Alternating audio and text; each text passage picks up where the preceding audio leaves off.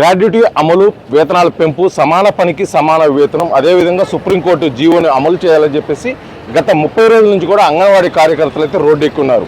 నిరవధిక సమ్మె కూడా చేస్తున్నారు. కానీ ప్రభుత్వం నుంచి ఎటువంటి స్పందన లేని పక్షంలో గత కొన్ని రోజుల నుంచి కూడా రిలే నిరాహార దీక్షలకు అయితే పూనుకున్నారు. ఇప్పుడు మనం చూస్తూనే ఉన్నాము. వాళ్ళైతే కలెక్టరేట్ దగ్గర ఉన్న ఫుట్పాత్ పైన రాత్రి అంతా నిద్రిస్తున్నారు. ఇప్పటికీ కూడా వాళ్ళ ఆపరిస్తున్నారు. ఉదయం పూటైనా కూడా వాళ్ళ ఇంతవరకు కూడా లేవలేదు. వాళ్ళ సమస్యలు అయితే అలాగే ఉన్నాయి. మా సమస్యలు పరిష్కరించే వరకు కూడా మేము సమ్మె కొనసాగుతామని చెప్పేసి కూడా తెలియజేస్తున్నారు. మనతో పాటు మాట్లాడడం కోసం అంగన్వాడీ కార్యకర్తలు ఉన్నారు. వారు మాట్లాడినట్టు తెలుస్తున్నాం.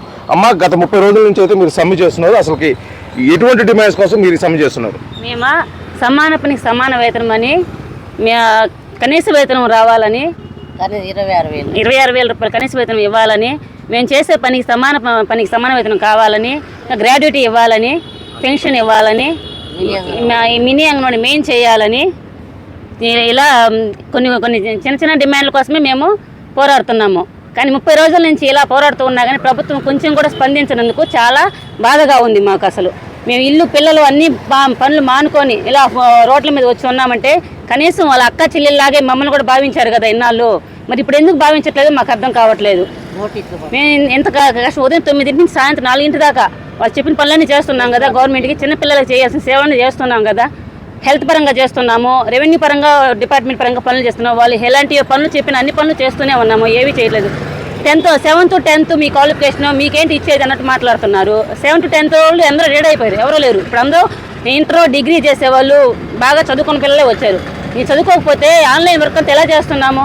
ఏ టైం ఎలాంటి వర్క్ పెట్టినా అలాంటి వర్క్ చేస్తూనే ఉన్నాం కదా. ఏ వర్క్ని వెనక్కి పంపించలేదు కదా. ఏమీ మేము మానుకోలేదు కదా. పనులన్నీ మా స్థాయికి మించిన పనులు చెప్తూనే ఉన్నారు. అన్ని పనులు మేము చేస్తూనే ఉన్నాము.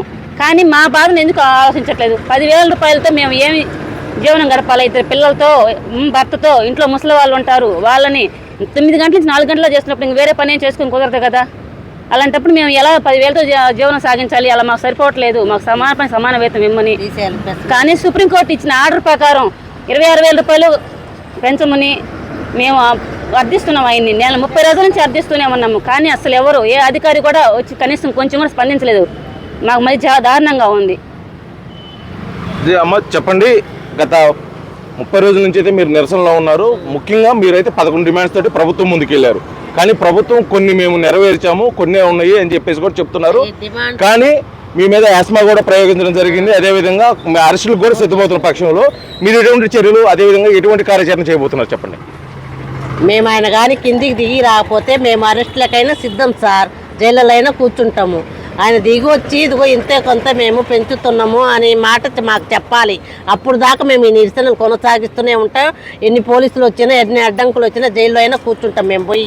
అది సార్, మొత్తానికి అయితే చూస్తున్నాము. అంగన్వాడీ కార్యకర్తలు అయితే తమ న్యాయమైన డిమాండ్లు పరిష్కరించే వరకు మేము రోడ్ల మీద ఉంటాము. అవసరమైతే జైలుకైనా వెళ్తాం. కానీ ఉద్యమాన్ని అయితే విరమించే ప్రసక్తే లేదు. అదేవిధంగా కూడా ప్రభుత్వం మాపై దయ ఉంచి ఉన్న మేము డిమాండ్స్ అయితే ఏదైతే నెరవేరిస్తే ఖచ్చితంగా మేము వెళ్ళి విధుల్లో చేరతామని కూడా అంగన్వాడీలు తెలియజేస్తున్నారు. వీడియో జర్నలిస్ట్ లక్ష్మణ్తో శ్రీనివాస్, RTV ఒంగోలు, ప్రకాశం జిల్లా.